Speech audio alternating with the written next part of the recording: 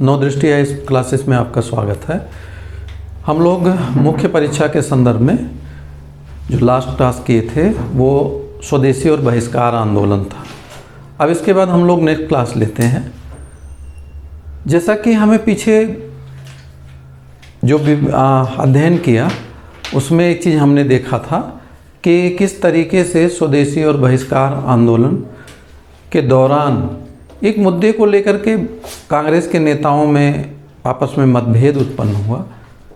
जहां गरम दल के नेता थे वो ये मांग कर रहे थे कि स्वदेशी और बहिष्कार आंदोलन को पूरे भारत में प्रसारित किया जाए। वहीं जो नरम दल के नेता थे उनका ये मानना था कि ये मुद्दा मूलतः बंगाल का है, इस नाते बंगाल तक ही इसे सीमित रखा जाए, राष्ट्रीय स्तर पर ले जाने की ज़रूरत नहीं है। इस जो वैचारिक मतभेद था उसके चलते 1907 में सूरत में कांग्रेस का विभाजन गरम दल और नरम दल के रूप में हो गया था। उसके पश्चात हम देखेंगे कि कांग्रेस की जो शक्ति थी वो कमज़ोर पड़ी और अंग्रेज़ों ने मौके का फ़ायदा उठाया और दमन चक्र आरंभ किया। 1907 के बाद अगर आप देखेंगे स्वदेशी और बहिष्कार आंदोलन जो था उसकी धार मंद पड़ना शुरू हो जाती है। फाइनली अंग्रेज़ों ने कैरेट एंड स्टिक की जो पॉलिसी होती है उसको अपनाते हुए 1909 का अधिनियम लाया, जिसको मार्ले मिंटो रिफॉर्म भी कहते हैं। इस अधिनियम के द्वारा उन्होंने बांटो और राज्य करो की नीति को एक संवैधानिक आधार दे दिया यानी सांप्रदायिक विभाजन की नीति उन्होंने बना ली थी। और आप देखेंगे कि किस तरीके से उन्होंने मुसलमानों के लिए पृथक निर्वाचक मंडलों की व्यवस्था कर दी थी। और ये इसका उद्देश्य ये नहीं था कि एक बड़े वर्ग को राजनीतिक भागीदारी देने के लिए वो बहुत ज़्यादा कोई गंभीर थे, बल्कि यहाँ मुख्य मुद्दा ये था कि भारत में जो राष्ट्रीय आंदोलन उभर रहा है उसको सांप्रदायिक आधार पर कैसे बांट दिया जाए और भारत के ही लोगों को कैसे दो गुटों में विभाजित करके अपने बांटो और राज्य करो की नीति को लागू किया जाए। तो डिवाइड एंड रूल की पॉलिसी को लागू करने के लिए उन्होंने 1909 का अधिनियम लाया।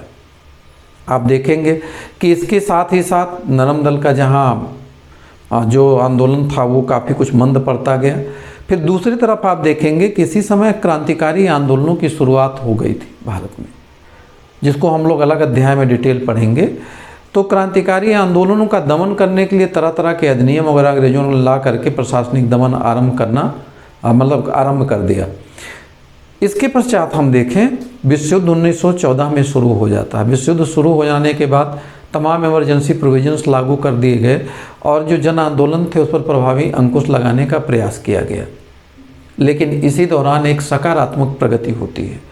1915 में कांग्रेस का और मुस्लिम लीग का दोनों का मुंबई में अधिवेशन हुआ था और इस अधिवेशन के दौरान इसी दौरान दोनों समूहों के नेताओं ने, दोनों दलों के नेताओं ने आपस में कुछ विचार विमर्श किया।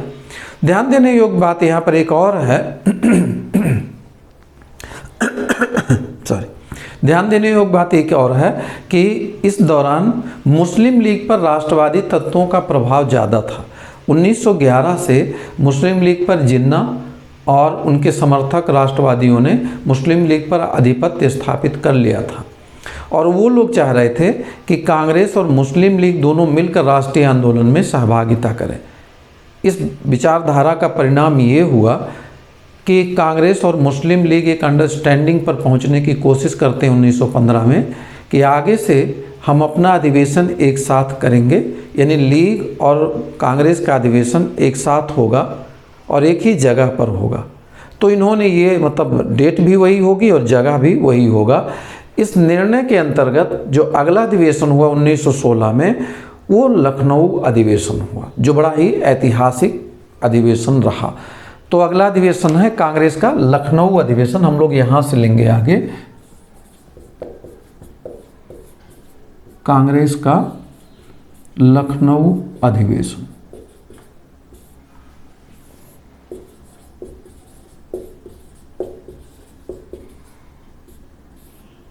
यह अधिवेशन कई महत्वपूर्ण घटनाक्रमों का एक चरम परिणति माना जाता है।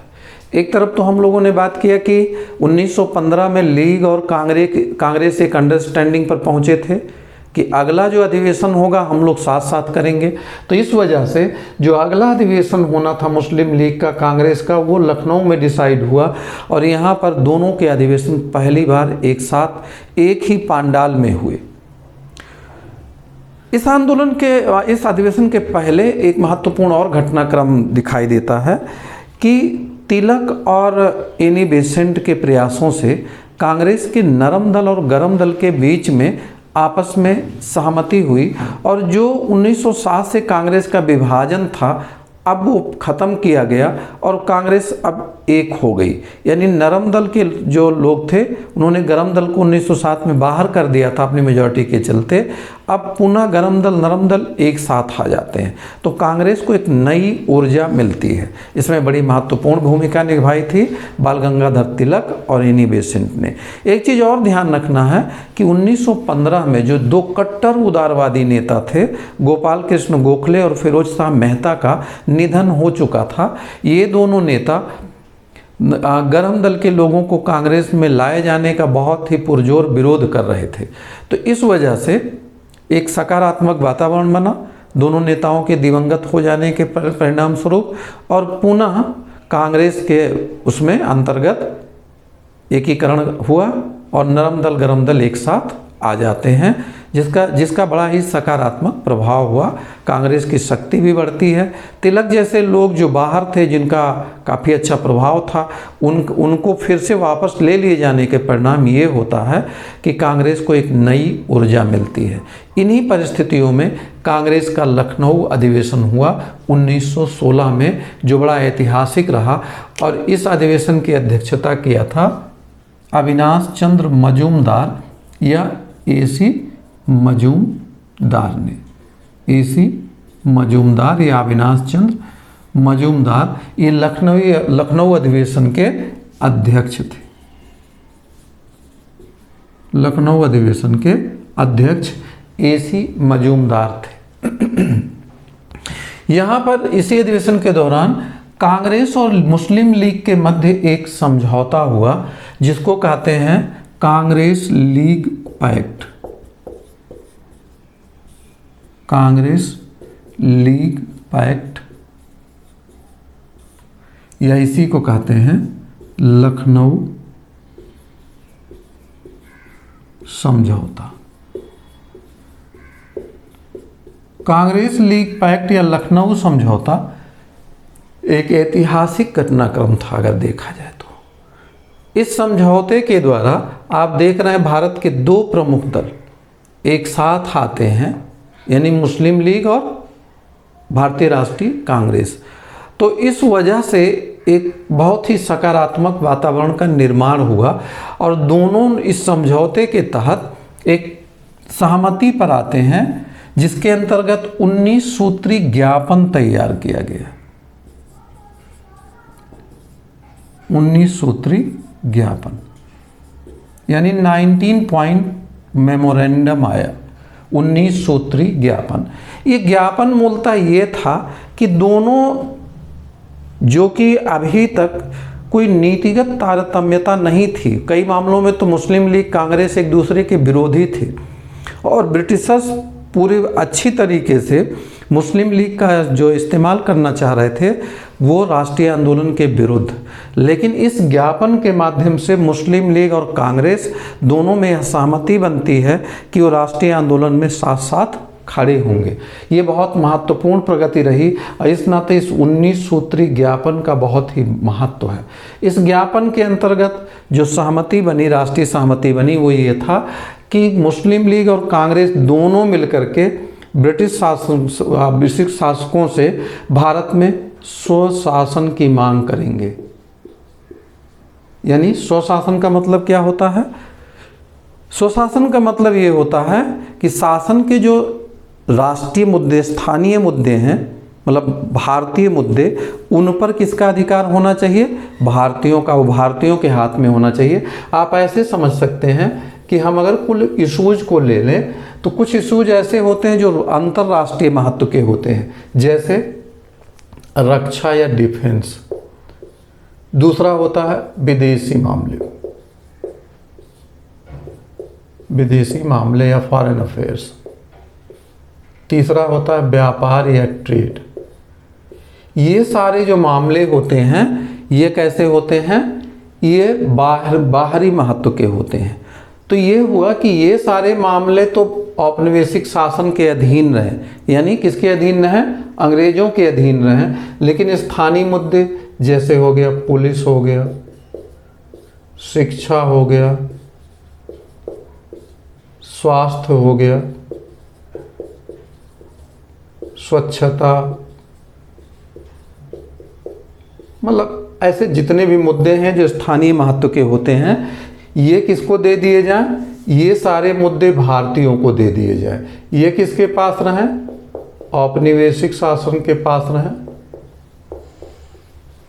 यानी कॉलोनियल गवर्नमेंट के पास रहें, यानी प्रत्यक्ष रूप से किसके नियंत्रण में रहें। ये सारे मुद्दे अंग्रेजों के नियंत्रण में रहे, ब्रिटिश सरकार का इस पर प्रभाव रहे। लेकिन जो स्थानीय मुद्दे हैं ये सब किसके पास आ जाए, इसको देखें, जो उत्तरदायी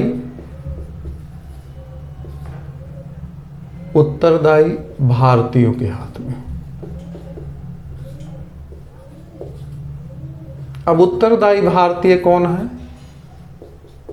जो निर्वाचन की प्रक्रिया से निर्वाचित होकर के शासन में आते हैं, उन्हें ही हम क्या कहते हैं, उत्तरदायी भारतीय कहेंगे। तो शासन का जो लोकल इम्पोर्टेंस का या भारतीय महत्व का विषय है ये भारतीयों के हाथ में हो, और जो बाह्य प्रभाव वाले मुद्दे हैं वो किसके पास हों, औपनिवेशिक शासकों के पास रहें। यही सुशासन का उस समय आशय था। आप देखेंगे सुशासन की जो व्याख्या अलग अलग समय में अलग अलग रूप में की गई है। जैसे आप देखेंगे स्वराज की बात जब करेंगे महात्मा गांधी 1920 में, तो उन्होंने उसको बहुत वाइडर बना दिया। उन्होंने एक बार तो ये भी कहा कि स्वराज जो है ब्रिटिश शासन के अधीन भी हो सकता है, बाहर भी हो सकता है। तो जब बाहर के स्वराज की बात आती है तो स्वराज का मतलब होता है हमारा शासन, तो उसमें अंग्रेजों के लिए कोई स्थान नहीं था। तो यहाँ पर ये इस व्यवस्था को लाने की बात यहाँ पर की गई, और ये कहा गया कि स्वशासन की मांग करेंगे, यानी लीग, कांग्रेस और लीग दोनों मिलकर किसकी मांग करेंगे, ब्रिटिश सरकार से स्वशासन की मांग करेंगे। दूसरा, परिषदों का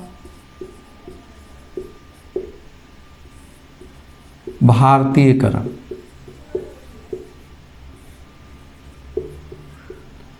परिषदों के भारतीयकरण से आशय ये था कि executive council of governor general या वायसराय है, ये लेजिस्लेटिव काउंसिल है वायसराय के, जिसको इंपीरियल लेजिस्लेटिव काउंसिल भी कहते हैं, या स्टेट लेजिस्लेटिव काउंसिल है। हमारे पास 3 काउंसिलें होती थी उस समय। एक जो पहली काउंसिल थी जो बड़ा निर्णायक भूमिका निभा रही थी, executive council of governor general, जो सारे एग्जीक्यूटिव मैटर कंट्रोल करती थी। दूसरी काउंसिल थी legislative council of governor general, जिसको हम कहते थे इंपीरियल लेजिस्लेटिव काउंसिल। अभी इंपीरियल लेजिस्लेटिव काउंसिल है। इसमें आप देखेंगे निर्वाचित भारतीयों का प्रवेश शुरू हो चुका है 1892 के अधिनियम से, जिसको पढ़ाया जा चुका है पीछे। लेकिन अभी तक जो मेजॉरिटी थी वो शासकीय सदस्यों की थी, जो मनोनीत होते थे, यानी गवर्नमेंट मेंबर्स की संख्या ज़्यादा होती थी, भारतीयों की संख्या, निर्वाचित भारतीयों की संख्या कम थी, और निर्वाचन भी प्रत्यक्ष रूप से नहीं था, मताधिकार बहुत सीमित थे। तो परिषदों के भारतीयकरण का 2 मतलब है।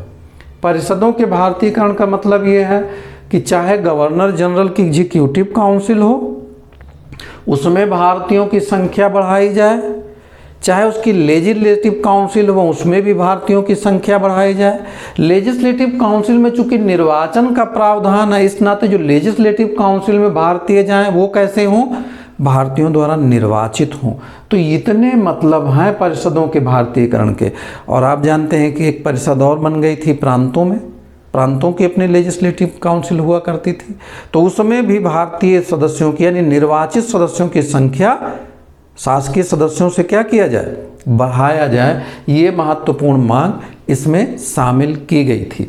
अगला महत्वपूर्ण मांग था इनका कि जो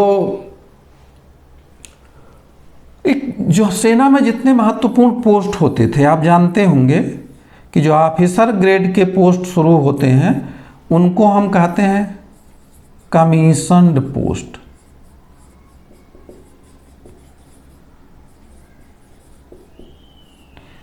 जैसे आप गजेटेड नॉन गजेटेड में सामान्य प्रशासन में विभाजन करते हैं, तो यहाँ पर जो कमीशन्ड, जिनको कमीशन मिलता है सेना में, वही जा करके हायर पोस्ट पर प्रमोट होंगे।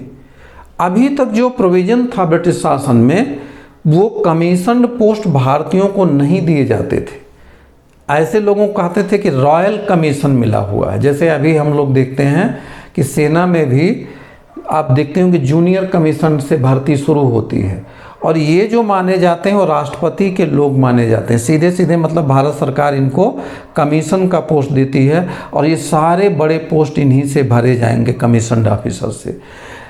अभी तक जो भारत में दशा थी वो ये थी कि भारतीय कमीशन पद से नीचे ही रहते थे, यानी भारतीयों को ये अधिकारी बनने वाला पद नहीं दिया जाता था।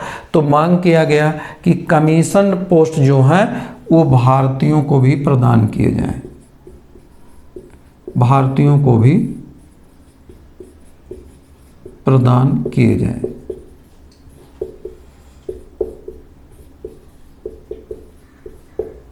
कमीशन पर भारतीयों को भी प्रदान किए जाएं, ये महत्वपूर्ण निर्णय इसमें लिया गया था डिमांड में, अपने 19 सूत्री जो ज्ञापन थे। अगला महत्वपूर्ण बात ये रही कि जी ज्ञापन तैयार किया गया और दोनों समझौते की जो महत्वपूर्ण शर्तें थीं उसमें टैक्स रिफॉर्म्स की बात थी, लैंड रेवेन्यू रिफॉर्म्स की बात थी, उनकी दरें कम करने की बात थी। जो ब्रिटिश और जो ब्रिटिशर्स यहाँ पर अपॉइंट होते थे और सेम पोस्ट पर जो इंडियंस होते थे उनके सैलरीज में भी डिस्क्रिमिनेशन था, अलाउंसेस ज़्यादा मिलते थे ब्रिटिश जो पर्सनल होते थे। तो ये डिमांड किया गया कि इन सब में पैरिटी लाना चाहिए, यानी औपनिवेशिक शासक इस तरीके का व्यवहार करें कि समानता भारत में लागू हो विभिन्न मामलों में। तो ये तमाम मांगें शामिल थीं। एक महत्वपूर्ण और इस समझौते के अंतर्गत डिसीजन हुआ और वो रहा कि जो सेपरेट इलेक्टोरेट सिस्टम लाया गया था, पृथक निर्वाचक मंडल, पृथक निर्वाचक मंडल, पृथक निर्वाचन मंडल की व्यवस्था, जिसको कहते थे सेपरेट इलेक्टोरेट सिस्टम।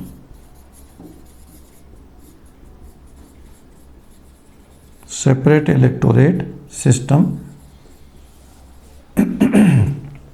इस सेपरेट इलेक्टोरेट सिस्टम के अंतर्गत मुसलमानों के लिए कुछ क्षेत्र पृथक रूप से निर्धारित कर दिए गए थे, यानी एक तरीके से रिजर्व कर दिए गए थे। जैसे कॉन्स्टिट्यूएंसी रिजर्व घोषित कर दी गई मुस्लिम्स के लिए, तो वहाँ सिर्फ कैंडिडेट कौन होगा? कैंडिडेट सिर्फ मुस्लिम होंगे। उसमें मुस्लिम कैंडिडेट ही वहाँ इलेक्शन लड़ सकता था। 2 राउंड में इलेक्शन होते थे। पहले राउंड में मुस्लिम कैंडिडेट खड़ा होता, मुस्लिम ही वोटर होते। मान लीजिए 15 कैंडिडेट खड़े हुए तो उसमें से शॉर्ट लिस्ट कर लिए जाते थे 5।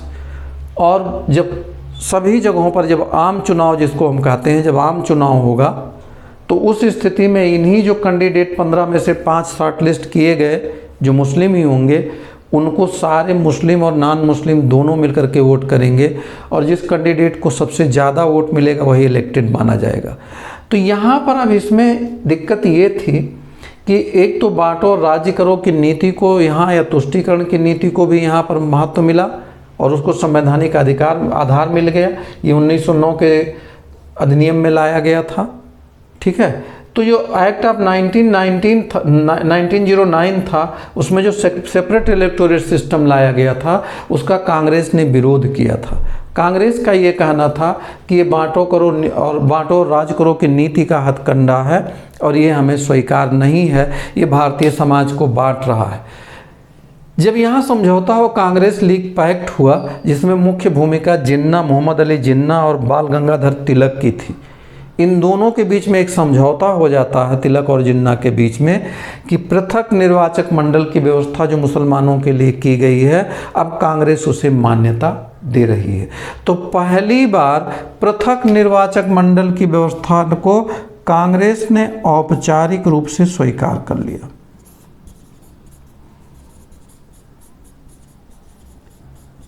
यानी फॉर्मली कांग्रेस कब करती है स्वीकार?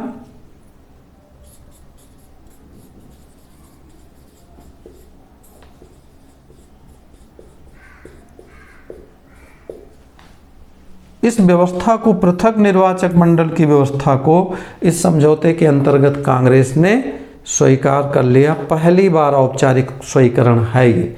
अभी तक कांग्रेस इसका घोषित नीति थी कि हम इस सेपरेट इलेक्टोरेट सिस्टम का विरोध करते हैं, लेकिन पहली बार इन्होंने स्वीकार कर लिया, जो एक महत्वपूर्ण प्रगति थी और कहेंगे कि मुस्लिम लीग की एक बड़ी विजय भी मानी जाती है, इनकी डिप्लोमेटिक विक्ट्री मानी जाती है। अगला महत्वपूर्ण बात जो इसमें ये हुआ कि जब ये औपचारिक स्वीकरण हुआ तो जो एक हिंदूवादी नेता थे पंडित मदन मोहन मालवीय जी, मदन मोहन मालवीय ने इस समझौते का विरोध किया था, जिसके अंतर्गत सेपरेट इलेक्टोरेट सिस्टम को स्वीकार कर लिया गया था। और इन्होंने ये बात रखी कि हम अगर इस तरीके की व्यवस्था स्वीकार करेंगे तो इसमें और भी लोग डिमांड करेंगे और भारतीय समाज का आगे चल कर के विघटन और बढ़ेगा, जैसा कि सत्य सिद्ध हुआ। अब आगे आप देखेंगे सिखों ने भी मांग करना शुरू किया। अंग्रेज़ों ने बड़े होशियारी से ईसाइयों को, यूरोपियों को, एंग्लो इंडियंस को, सबको 1919 में पृथक निर्वाचक मंडल की व्यवस्था दे दी। और आगे चल कर के आप देखेंगे कम्युनल अवार्ड के अंतर्गत 30s में दे दिया जाता है। जो हमारे दलित समुदाय के लोग हैं, हरिजनों के लिए पृथक निर्वाचक मंडल की व्यवस्था कर दी गई थी। और आप जानते हैं कि इसकी चरम परिणति देश के विभाजन के रूप में भी हुई। तो मदन मोहन मालवीय ने इस स्वीकरण का तिलक के विरोध किया। तो ये पहली बार ऐसा देखने को मिला कि कांग्रेस ने औपचारिक रूप से इसका स्वीकरण कर लिया। अब लेकिन इसकी सकारात्मकता क्या रही? अगर एक जो कहा जाए उस समय राजनीतिक रूप से बहुत मैच्योर डिसीजन तो नहीं कहा जा सकता है जो आगे के घटनाक्रम रहे, लेकिन उस समय एक जो वातावरण बना था विश्वास का, कांग्रेस और लीग के मध्य, दोनों एक राष्ट्रीय मंच पर आए थे और एक स्वर में राष्ट्रीय स्वाधीनता की, सुशासन, राष्ट्र के लिए सुशासन की मांग कर रहे थे, भारतीय परिषदों के भारतीयकरण के लिए मांग कर रहे थे। तो ऐसी स्थिति में जो ये बात रखी गई थी, वो लगता है कि उस समय के माहौल में उन्होंने सोचा था कि ये डिसीजन हमारा अच्छा होगा, हालांकि ये आगे चल कर के दिक्कत पैदा करेगा। तो इस तरीके से हम देखें कि 1916 में जो लखनऊ समझौता होता है उसकी बड़ी महत्ता इस संदर्भ में हम देख सकते हैं कि कांग्रेस और लीग, जो अभी दो धारा थी भारतीय समुदाय की और सांप्रदायिक रूप से अलगाव दिखाई दे रहा था लीग का विशेष करके, अब एक साथ आ जाने से राष्ट्रीय आंदोलन को नई ऊर्जा मिली। और इसकी परिणति ये होती है कि हमारे देश में आगे एक बड़ा आंदोलन चल पाया और वो आंदोलन था होम रूल आंदोलन। तो हम अगले उसमें लेंगे वीडियो में होम रूल आंदोलन।